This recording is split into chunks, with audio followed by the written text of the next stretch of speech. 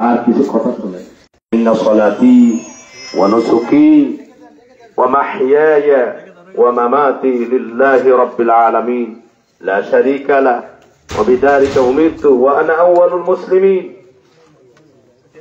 আল্লাহর প্রিয় বান্দাগণ, আল্লাহ বলছেন, আমাদের বলতে বলছেন, মানতে বলছেন, সেটা হলো ইন্না সালাতি ওয়া নুসুকি।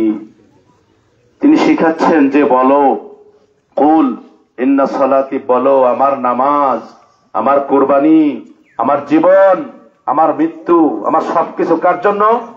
আল্লাহর জন্য। লিল্লাহি রাব্বিল আলামিন, কার জন্য? আল্লাহর জন্য।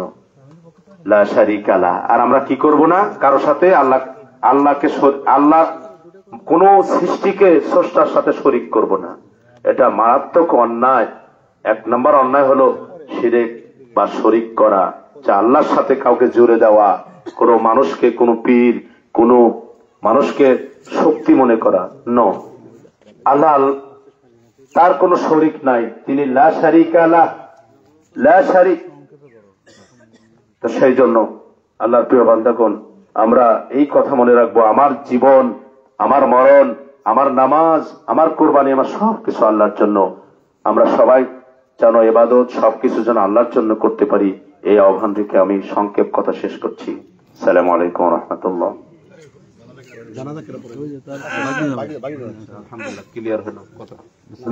আসসালামু আলাইকুম।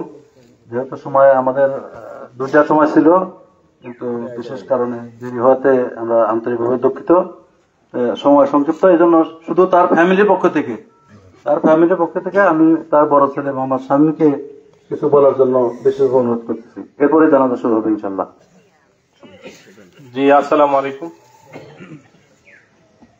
আমি আমার বাবার পক্ষ থেকে সবার কাছে প্রথমেই ক্ষমা চেয়ে নিচ্ছি, যদি আমার বাবার দ্বারা কেউ কোনো মনে কষ্ট পেয়ে থাকেন বা যে কোনো আঘাতপ্রাপ্ত হয়ে থাকেন, আমি বাবার পক্ষ থেকে সবার কাছে ক্ষমা চাই।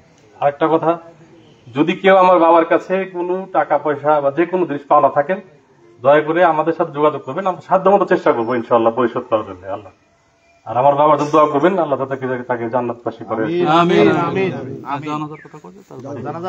হ্যাঁ, আমার ভগ্নিপতি মিজান ভাই জানাজা পড়াবে।